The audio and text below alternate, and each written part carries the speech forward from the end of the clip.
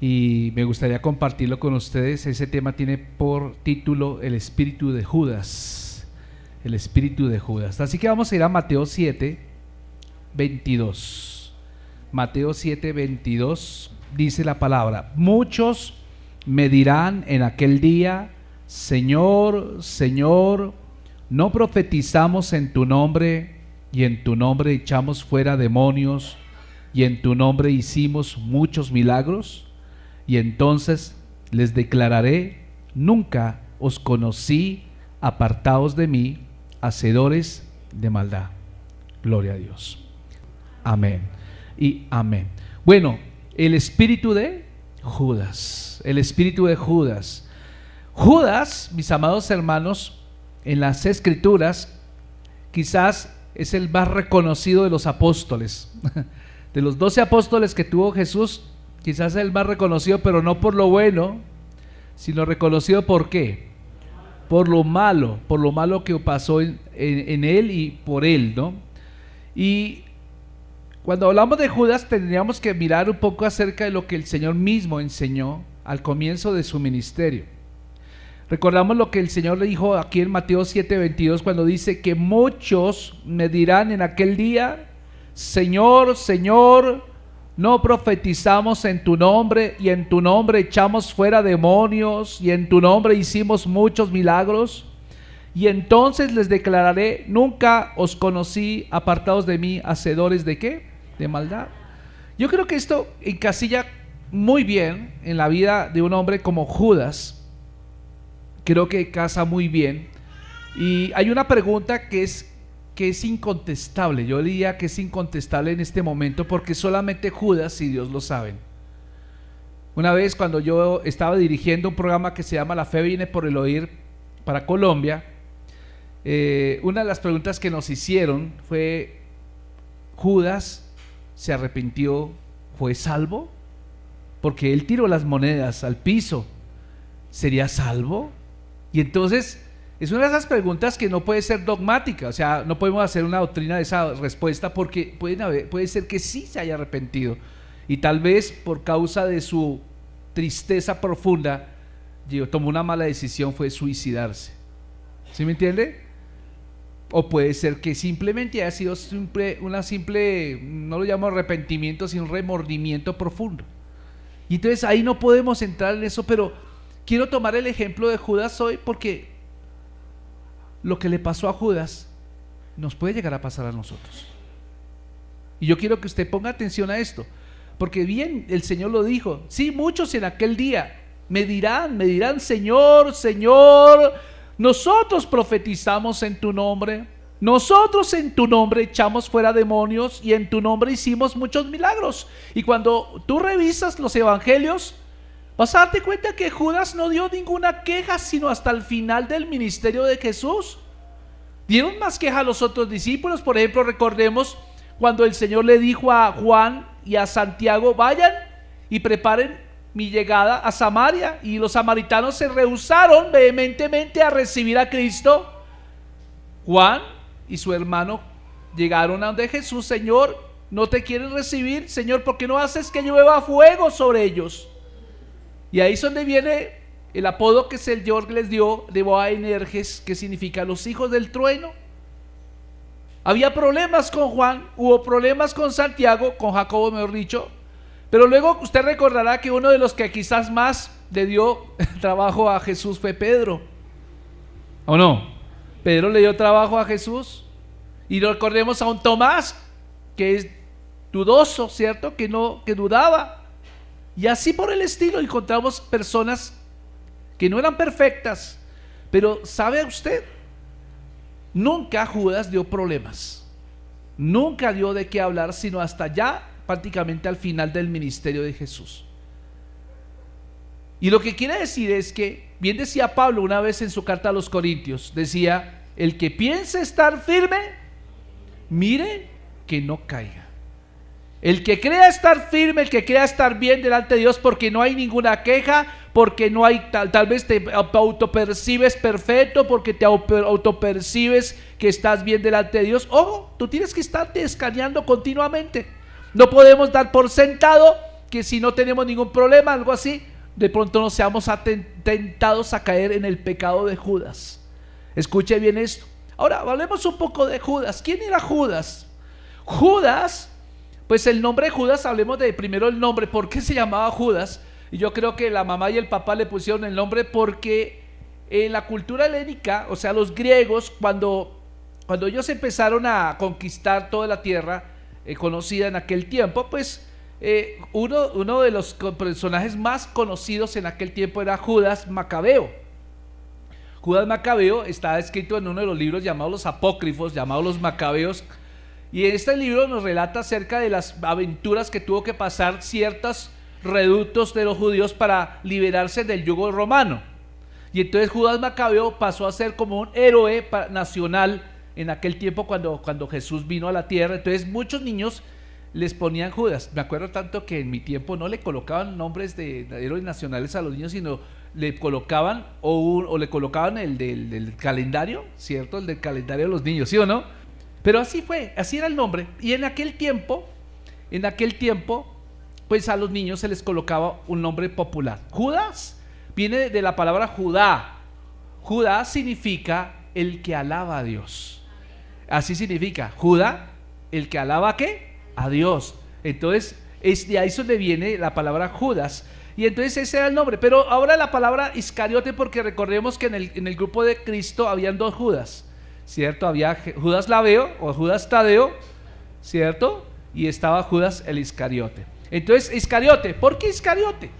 Pues resulta que hay dos opciones de saber de dónde salió Iscariote. Iscariote, la palabra is o ish, viene de la raíz hebrea ish, que significa hombre. Iscariot, y Cariot significa la ciudad de Cariot. Entonces decir el hombre de la ciudad de Cariot. Cariot se presume que fue una ciudad que estuvo a unos 45 kilómetros al sur de Jerusalén, en Judea. Entonces se presume que Judas era el único judío entre todo el grupo de discípulos, porque todos los demás discípulos no eran judíos, eran galileos, eran del norte. Y entonces, claro, el único judío que había en el grupo de Cristo, pues viene a ser Judas el Iscariote. Otra cosa que han dicho algunos sabios, algunos expertos y estudiosos, es que la palabra keriot es otra palabra para decir sicario. Y es posible, históricamente hablando, porque los sicaris o los sicaris, de donde viene la palabra, era un grupo de rebeldes judíos reconocidos por cometer actos de terrorismo, ¿sí? Eso fue más o menos en el 40 o en el 50 después de Cristo. Y se les conocía porque, al igual que los celotes, que eran como los guerrilleros de aquel tiempo, buscaban la liberación de su patria, ellos llegaban y la manera en que hacían terrorismo era que se metían en las multitudes en las fiestas de Israel y llevaban unas dagas, las llevaban aquí escondidas, y entonces empezaban a apuñalear a las personas que consideraban enemigos de Israel. Eso es sicario. De ahí es donde viene la palabra sicari, que da lugar a la palabra sicario. Entonces se presume mucho que Judas probablemente, Iscariote, no era de la ciudad de Cariot, sino que tal vez perteneció a este grupo de sicaris. Los sicaris, que eran terroristas, ¿cierto?, que luchaban por la libertad de Israel. Pero fíjese, lo interesante de todo esto es que, digamos, Judas no vino sino a ser conocido como ladrón y vino a ser conocido como traidor, sino al finalizar ya el ministerio de Cristo. Antes de esto nadie sabía cuáles eran las particularidades de Judas.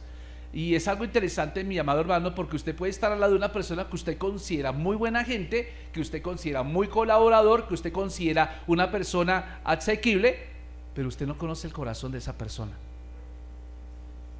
¿Qué pasó en la vida de Judas, mis amados hermanos? Y esa es la pregunta misteriosa que nos puede llegar a la mente, ¿cierto? ¿Qué ocurrió con Judas? ¿Qué ocurrió en el corazón de Judas? Y entonces, cuando miramos un poco más acerca de lo que pasó en la vida de este Judas, ¿cierto?, vamos a encontrar que el primero, el Señor lo llamó como a todos los discípulos, porque la Biblia enseña que Él llamó a los que Él quiso. Pero algo que sí estamos seguros es que cuando Jesús lo llamó, Él no dijo, este va a ser el traidor, ¿cierto? Yo creo, lo escojo porque toca que cumpla la escritura. Si no, Cuando recordemos que Cristo, cuando escogió sus discípulos, era 100% ser humano. Él dependía ¿de quién? Del Espíritu Santo. Es decir, que realmente quien eligió los discípulos no fue Jesús mismo, sino fue el Espíritu Santo en oración. Amén. Ahora salió ahí, se veía buena gente, se veía chévere, se veía muy bien. Entonces, mi amado hermano, dice la Biblia, bueno, que fue discípulo. Número 1 fue discípulo, número 2 fue apóstol. El discípulo es el que está con el maestro, aprende de él, está siendo entrenado por él, por el maestro. Pero discípulo significa aquel que es enviado a hacer una tarea. Y encontramos que efectivamente Judas estuvo haciendo equipo con el otro Judas, porque el Señor cuando hacía equipo hacía de 2 en 2 y los mandaba a predicar de 2 en 2. Y entonces ese milagro en donde el Señor relata que él vio al diablo caer como un rayo, pues ahí estuvo Judas también evangelizando. Y cuenta la Biblia que ahí estaban los 12 completicos y que cuando hubieron vuelto, pues todos llegaron con un reporte excelente. Dijeron, no, Señor, tú supieras cómo se nos sometían los demonios y cómo sanaron enfermos y llegaron con una felicidad. Y el Señor también a sí mismo se alegró y dijo, yo me alegro tanto y vi el diablo caer como un rayo. Es impresionante. Entonces vemos acá que Judas participó también de milagros. Vemos que Judas participó como discípulo, o sea, estuvo continuamente recibiendo la buena palabra del Rey de Gloria. Y entonces también, mi amado hermano, que vuelvo y repito, cuando Jesús eligió a Judas como su discípulo, desde luego que Cristo no estaba buscando una ocasión de escándalo o una ocasión de controversia al escoger a Judas. Él lo escogió como escogió a los otros 11. Pensando en un potencial, pensando en una persona que pudiera desarrollar un ministerio, ¿cierto? Y algo interesante, mi amado hermano, es que, vuelvo y digo, un hombre una vez le pregunta a un teólogo, hizo esta pregunta, ¿por qué Jesús escoge a Judas Iscariote para ser su discípulo? Y el maestro teólogo le responde, bueno, no lo sé, realmente yo no te podría contestar esta pregunta, ¿por qué eligió Jesús a Judas Iscariote? Pero tengo una pregunta más difícil, una pregunta más complicada que esa es, ¿por qué Jesús me eligió a mí? ¿Por qué Jesús me eligió a mí? Ahora, somos rápidos para decir Judas, y esto se volvió una frase acuñada, ¿no? Eres más traidor, eres más falso que Judas, ¿cierto? El beso de Judas se volvió popular. Pero nosotros tenemos que ver que hay una tragedia detrás de Judas, mi amado hermano. Hay una tragedia terrible, que nadie quisiera ocupar los zapatos de este varón, que nadie quisiera ocupar. Y la pregunta que siempre nos debemos formular es, ¿qué fue lo que llevó a Judas a ese punto? Si él estuvo caminando con Cristo 3 años en su ministerio, fue protagonista de milagros, fue protagonista de ver sanidades, fue protagonista de ver tantos milagros y tanta buena palabra del Señor. ¿Qué pasó en la vida de Judas? Y esto me hace pensar que nosotros asimismo, a pesar de que estemos en un buen ambiente, a pesar de que estemos recibiendo buena palabra, a pesar de que estemos viendo milagros, a pesar de que estemos siendo instrumentos en las manos del Señor para sanidades, podemos llegar a caer igual. Gracias por ese silencio. Eso quiere decir que estamos pensando, ¿qué fue lo que vemos aquí en Judas? Vaya conmigo a la palabra de Dios, y quiero empezar con algo, porque una vez Jesús dice que muchas veces nosotros vamos a ser ofendidos, que van a haber gente que nos va a limar nuestro carácter, que va a haber gente que nos va a limar nuestra manera de ser. ¿Para qué?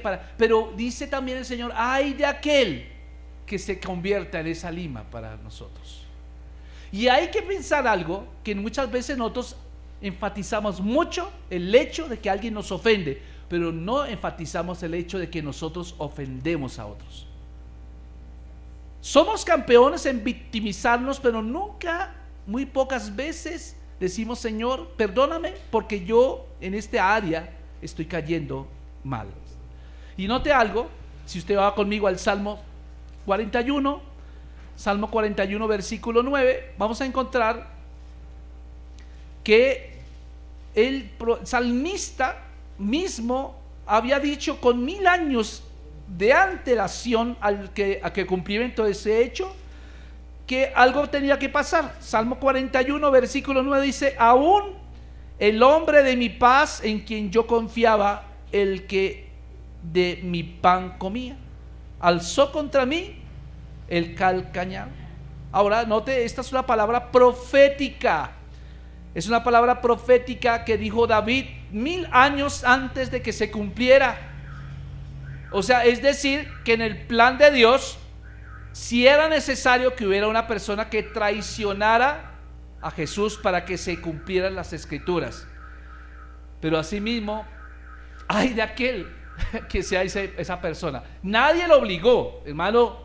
Quiero decirle que a Judas nadie lo obligó, ni vino el Espíritu Santo. Tú tienes que hacerlo y tienes que hacer el sacrificio, porque salió un evangelio falso, el evangelio de Judas.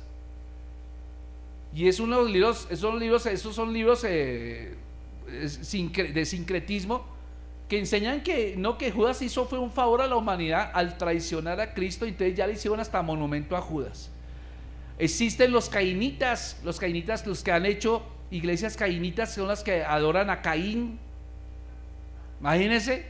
Y entonces uno tiene que salir, bueno, sí, pero Judas fue un instrumento, pero no era porque Judas lo quisiera o se lo hubiera propuesto, sino que el diablo es tan puerco, mi amado hermano, que si usted está fuera de base, usted también va a ser instrumento del diablo sin darse cuenta.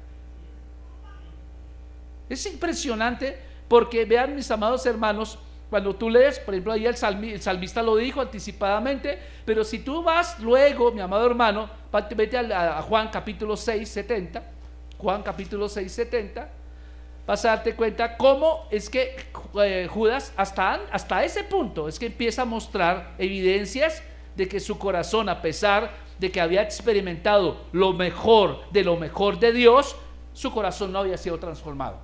Y tú y yo podemos recibir buena palabra, tú y yo podemos estar en un lugar perfecto, ambientalmente adoración, ambientalmente de buena palabra, pero si tu corazón no se inclina a Dios, puede convertir, esa palabra que tú recibes te puede endurecer.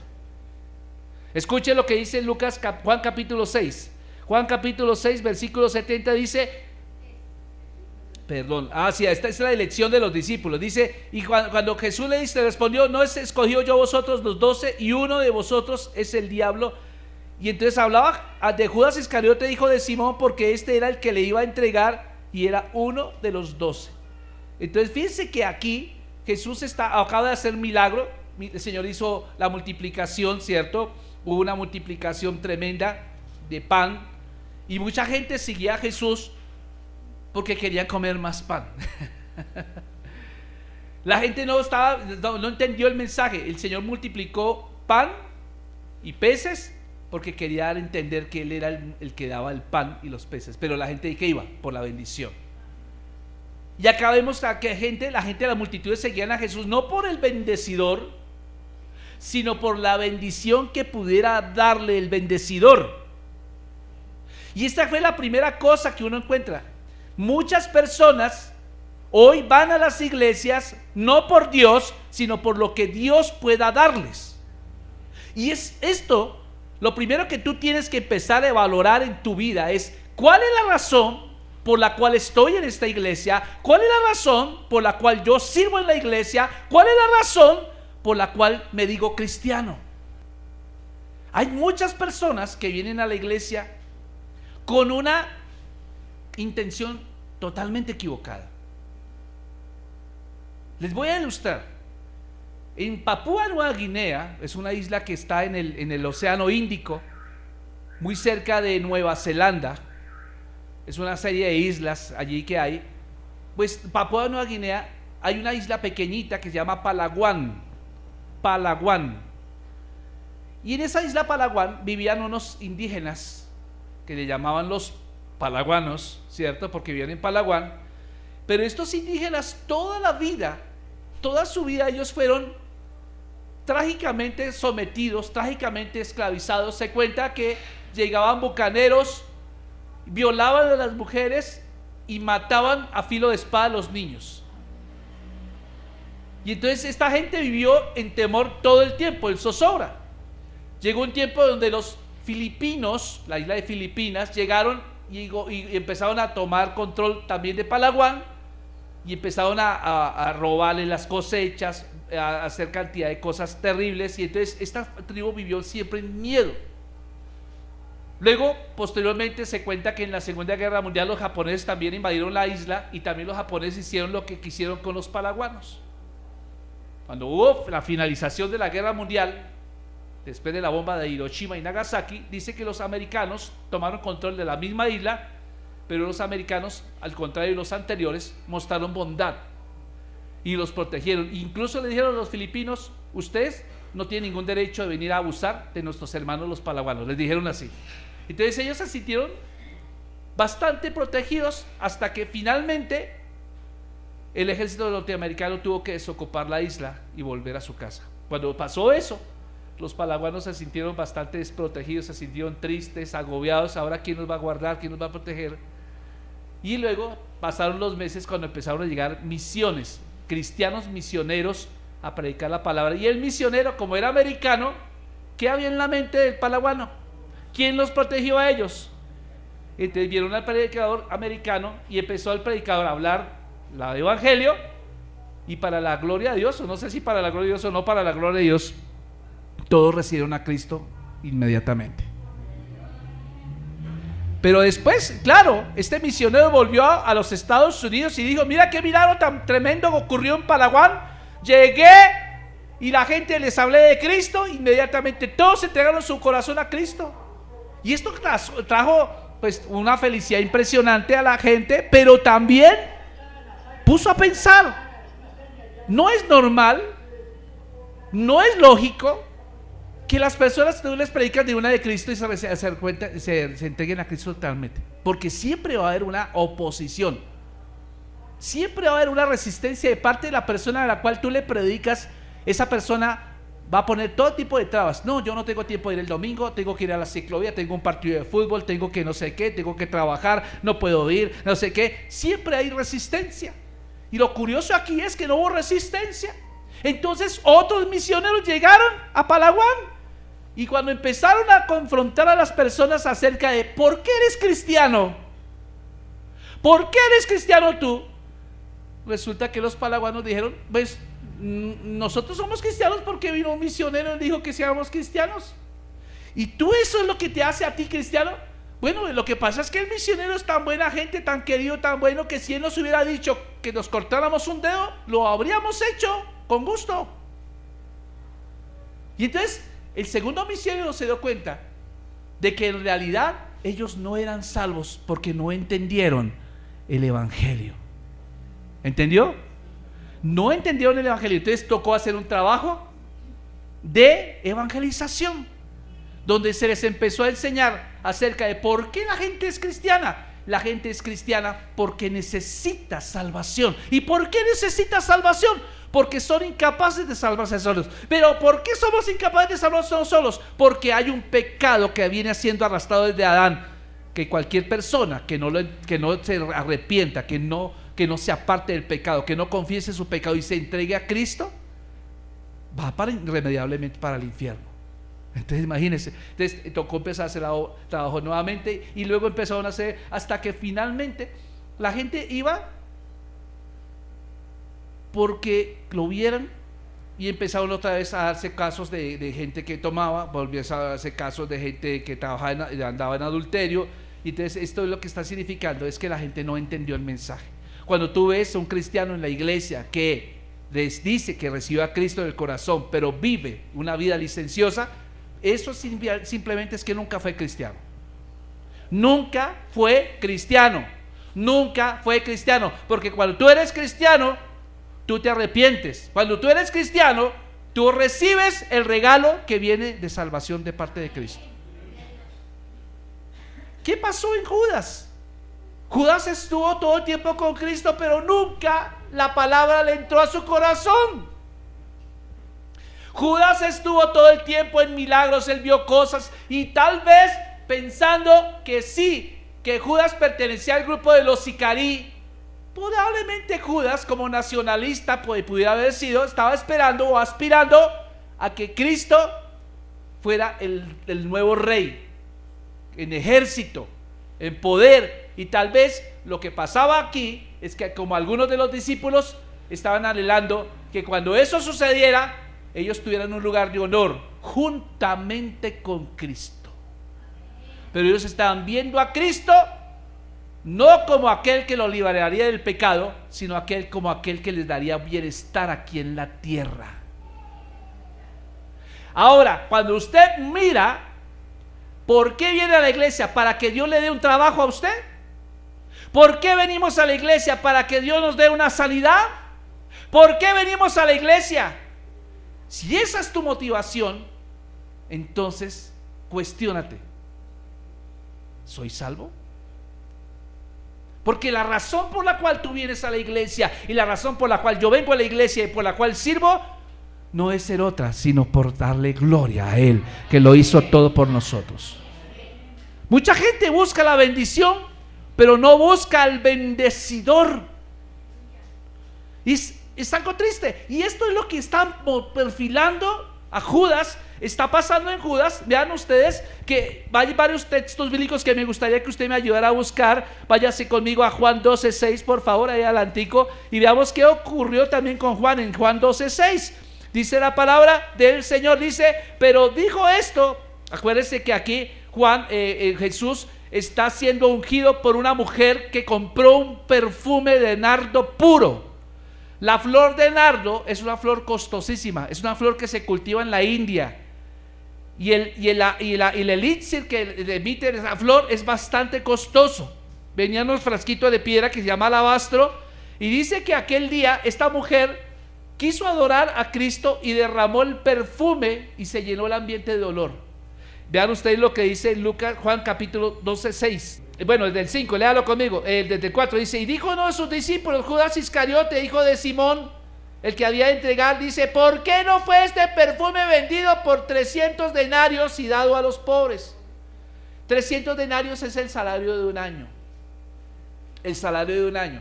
Dice, bastante costoso, ¿no? Salario de un año. Hagamos cuentas bogotanas. ¿A cómo está el mínimo ahorita, mis amados hermanos? ¿Millón qué? 1.160 por 12, ¿cuánto es?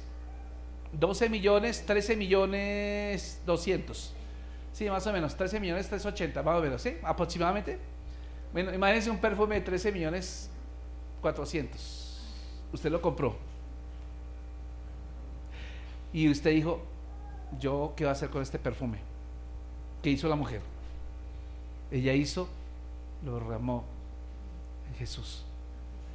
Se levanta este hombre y dice: ¡ush! ¡Qué desperdicio! ¿Cómo se le ocurre a desperdiciar toda esa plata en eso? Tantos pobres que hay. Y vean lo que dice allá el capítulo 12, versículo 6, dice: y dijo esto, dice: este perfume hubiera sido vendido por 300 denarios y dado ¿a quién? A los pobres. Pero dijo esto no porque le importaban los pobres, sino porque era ¿qué? Ladrón, y teniendo la bolsa sustraía de lo que se echaba en ella. Y esto nos da a entender algo, que Judas, cuando empezó ministerialmente, inspiraba mucha confianza, porque usted no le suelta la bolsa a cualquiera, ¿sí o no? ¿O no? Pero fíjese que hay un pecado oculto en su corazón. Entonces él tuvo algo que se llama una careta. Siempre mostró una cara afectuosa, siempre fue el buen discípulo, fue el que yo te ayudo, fue aquel, venga yo. Y entonces siempre mostró eso hasta el final. Porque aún, vean ustedes allá en Lucas, en Juan 13, vaya capítulo 13, Juan 13:10, por favor.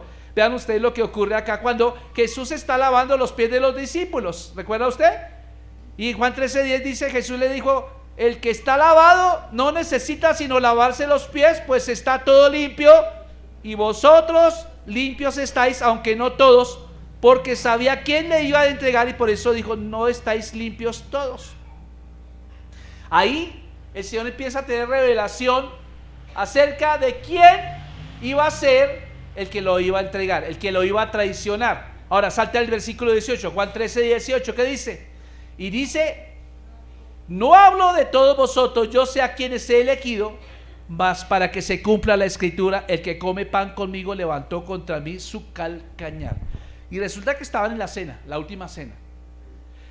Ustedes recordar que las mesas de los judíos hasta la fecha no son las mesas como las nuestras, esas mesitas así como esta, donde uno pone una silla y se sienta y espera que le traigan el comida, ¿cierto? Y usted dice: mesero, tráigame la comida, ¿cierto?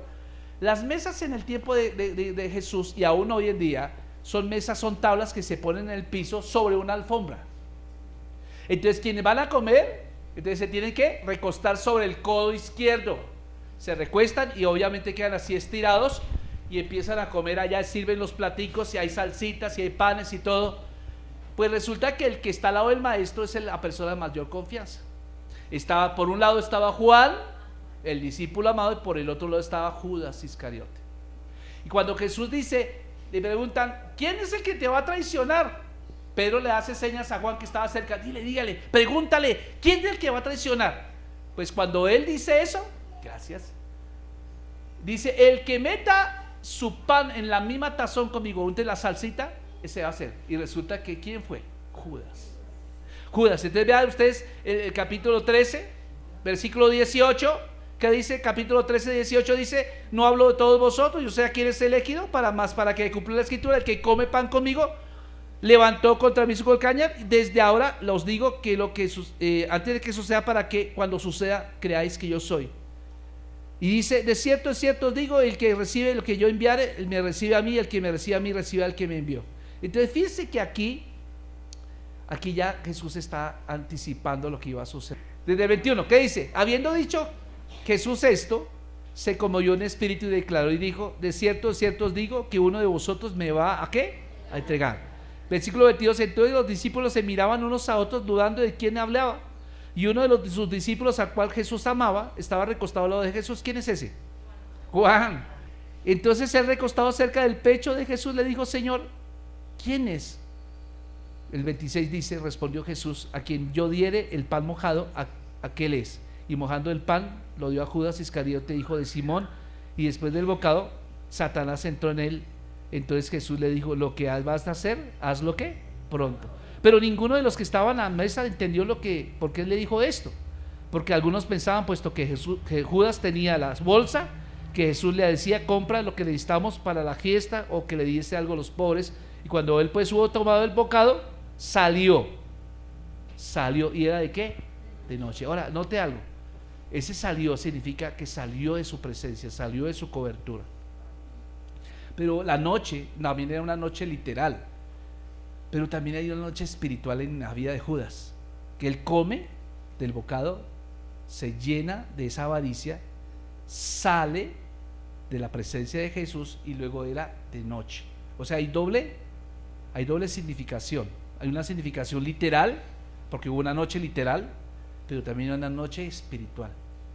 ¿Qué pasa cuando usted está comiendo lo mejor del Señor y usted le entra ese corazón, le entra ese deseo de irse a la iglesia, de hablar mal del hermano y toda la cuestión, y cualquier motivo? Por ejemplo, un ejemplo, yo regaño aquí no regaño, le digo algo a Julián y Julián no le gustó ni 5, aunque Julián no es así, ¿cierto? Regularmente, ¿qué haría una persona?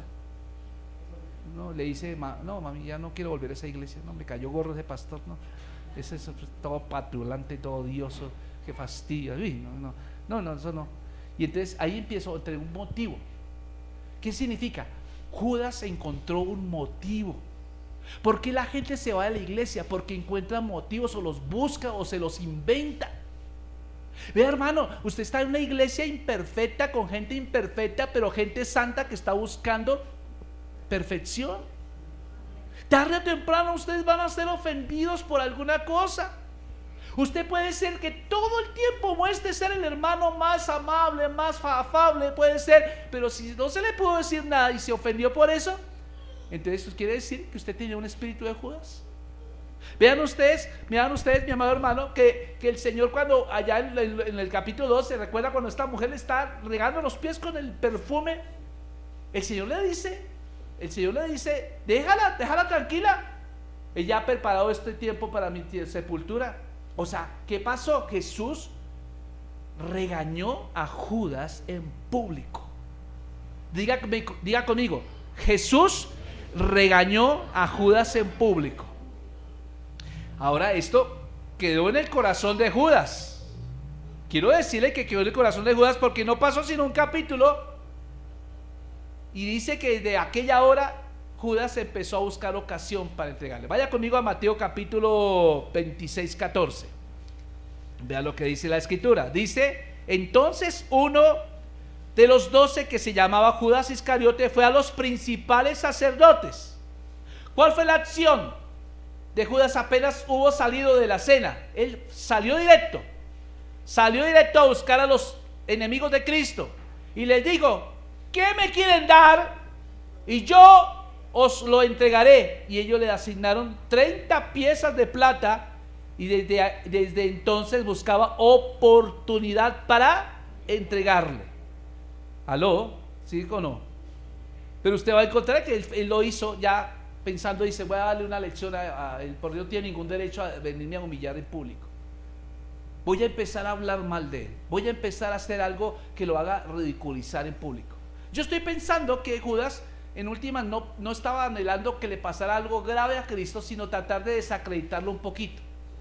Yo estaba pensando que tal vez que Judas no estaba buscando la muerte de Cristo, porque vean ustedes que más adelante él, cuando saben que lo arrestan para crucificarlo, él se arrepiente inmediatamente, dice: yo estoy con sangre inocente, suéltenlo, no, que usted es problema suyo. Y él tiró las monedas y él no sabía las consecuencias de lo que él estaba haciendo.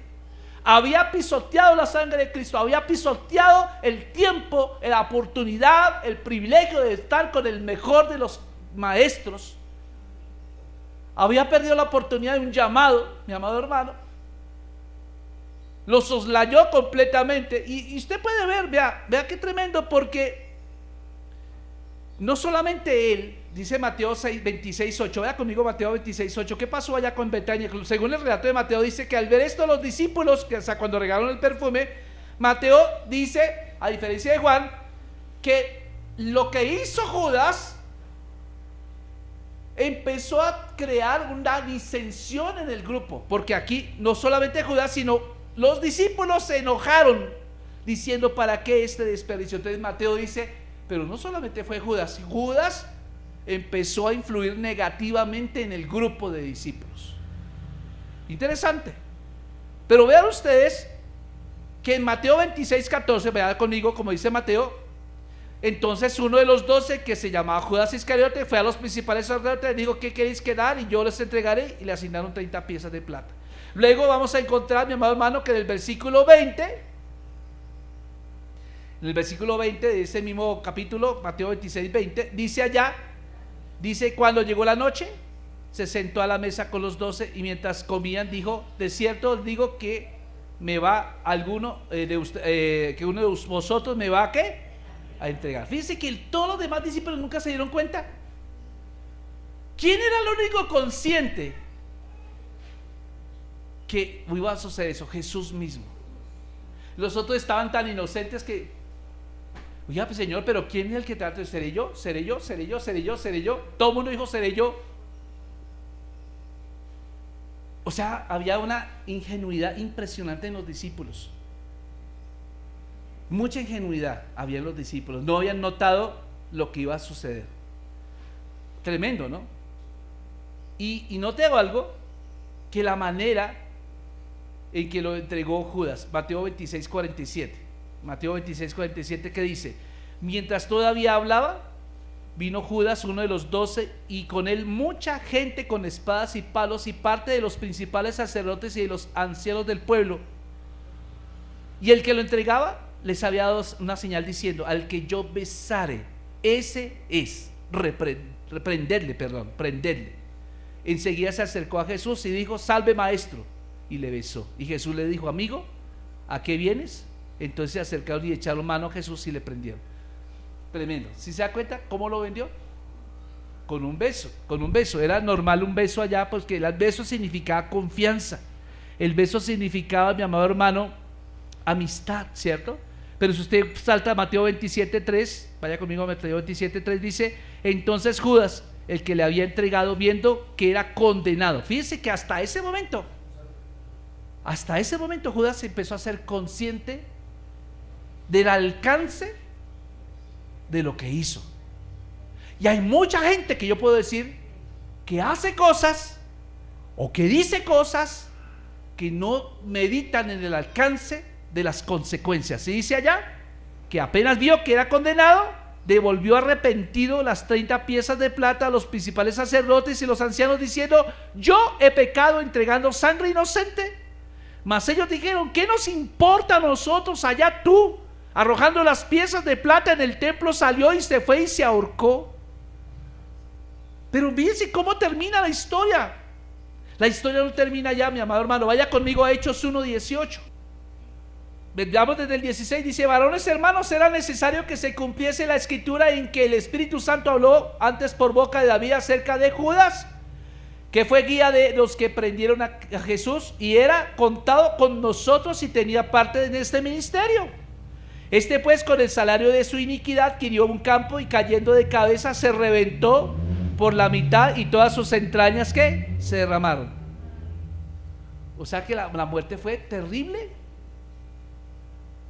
Fue algo tremendo, mi amado hermano. Ahora, yo quiero decirle algo, porque Judas tuvo los privilegios que nosotros tenemos. Y uno podría decir: esta persona es pecadora porque no tiene influencia de la palabra. No, hay aún gente que tiene palabra puede ser dominada por el mismo enemigo, por un espíritu de Judas. Ahora, vean lo que pasó acá. Vaya otra vez conmigo a Juan capítulo 12. Devuélvase por favor, Juan capítulo 12. Apenas Judas salió, ¿te acuerdas que el Señor le dijo: lo que has de hacer, hazlo ¿qué? Pronto. Y los demás no entendieron nada. ¿Qué se perdió Judas por salir de la presencia de Cristo? Y es lo mismo que pasa cuando hay alguien que se sale de la iglesia, que se sale de la presencia de Dios, va a perder estas cosas. Número 1, vea usted Juan capítulo 13, 31. ¿Qué pasó allá? Juan 13, 31. Dice allá que el Señor empezó a darles un nuevo mandamiento. Hasta ese momento todos los israelitas caminaban sobre la ley de Moisés, pero la ley de Moisés es un espejo solamente que refleja la incapacidad del ser humano para salvarse a sí mismo, por lo cual nos dice que necesitamos de un redentor, un sustituto. Pero acá esa noticia se la perdió, y el nuevo mandamiento era que ahora la ley de Moisés era reemplazada por la ley del amor. Amén, la ley del amor. O sea que ahora, vean ustedes, entonces cuando hubo salido, dijo Jesús: ahora es glorificado el Hijo del Hombre y Dios es glorificado en él. Si Dios es glorificado en él, Dios también le glorificará a sí mismo, y en segunda le glorificará. Hijitos, aún estaré con vosotros un poco, me buscaréis, pero como dije a los judíos, así lo digo ahora a vosotros: a donde yo voy, vosotros no podéis ir. ¿Y cuál es el nuevo mandamiento? Que se amen unos a otros como yo les he amado a ustedes. Se perdió la palabra de amor. Segunda palabra que se perdió, segundo principio que perdió Judas por salir a traicionar a Cristo: se perdió la revelación de que Cristo es el único camino al cielo. Juan capítulo 14 dice: no se turbe vuestro corazón, creéis en Dios, creéis también en mí. En la casa de mi Padre muchas viviendas hay. Si así no fuera, yo os ya lo hubiera dicho. Voy pues a preparar lugar para ustedes. Si me fuere y por preparar el lugar, vendré otra vez y tomaré a mí mismo, para que donde yo estoy, vosotros estéis también estéis. Pero vea el 14:6. Jesús dijo: yo soy el camino y la verdad y la vida, y nadie viene al Padre sino a través de mí. O sea, se perdió cuál es el camino. Se extravió el camino Judas. Tercera cosa que se perdió, versículo 7: revelación del Padre. Todos querían conocer al Padre, pero Judas, por su avaricia y por su orgullo, porque no le gusta que le digan nada, se cegó y no pudo ver al Padre. Versículo 7, que dice Juan 14:7: si me conocierais, también a mi Padre conocierais, y desde ahora le conocéis y le habéis ¿qué? Visto. ¿Qué perdió también este hombre Judas? Versículo 12, Juan 14:12 dice: de cierto les digo, el que en mí cree, las obras que yo hago, él las hará también, y aún mayores hará, porque yo voy al Padre. Y todo lo que pidiereis al Padre en mi nombre, lo haré, para que el Padre sea glorificado en el Hijo. Si algo pidiereis en mi nombre, yo lo haré. ¿Qué se perdió? Se perdió capacidad para hacer milagros. Wow, ¿perdió harto o no perdió harto? ¿Qué más perdió? Vean ustedes que sigue perdiendo. Dice versículo 14, capítulo 14 y capítulo 16, dice la promesa del Espíritu Santo. No lo leo por razones de tiempo. pero él no tuvo la oportunidad de conocer al Espíritu Santo. ¿Qué más perdió? Dependencia y de mucho fruto. Juan capítulo 15, porque esto lo predicó Cristo después de que Judas ya no estaba, ahí estaba con 11 lo más. Y entonces Jesús dice: separados de mí, nada pueden hacer, pero si están unidos a mí, llevarán mucho, mucho, mucho fruto. O sea, se perdió la capacidad de llevar fruto. Y por último, ¿sabe qué se perdió también? Juan 17. ¿Sabe qué se perdió? La oración de Él por ustedes.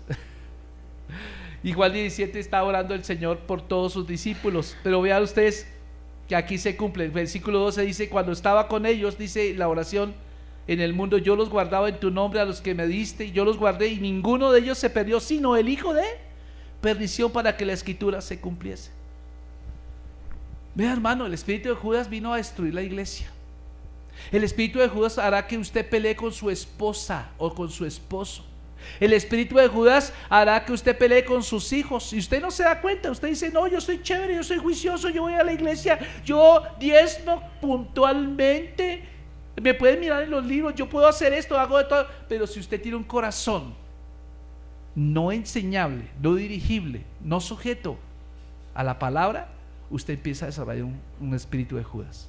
Porque el espíritu de Judas siempre estará buscando su posición, estará buscando su beneficio. No tiene un espíritu de sacrificio. Judas no lo tuvo. Se sacrificó al final, y vieron la manera en que se sacrificó. El diablo lo llevó a la muerte. Así es el diablo, actúa el diablo. El diablo actúa así.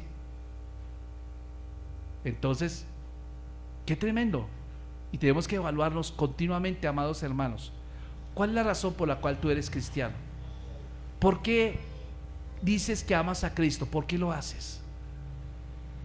¿Lo haces porque tu mamá te obliga a venir? ¿Lo haces porque tu papá es cansón? Ay, vamos a la iglesia, ay, toca ir porque mi papá, yo quisiera algún día no ir a la iglesia, ¿cómo me gustaría ir a otro lugar? ¿Cierto? Hay muchos jóvenes que dicen esto, no saben lo que dicen. Porque el día que usted va a entender esto que yo estoy diciendo, va a ser el día en que usted esté en el lecho de muerte. Y no va a haber ni siquiera oportunidad que usted esté en el lecho de muerte, porque usted, algún punto, Dios no lo quiera, puede morir una muerte súbita. ¿Ni qué tiempo? No hay tiempo de decir: perdóname, Dios. Es mejor estar a cuentas con Dios en cuanto haya tiempo.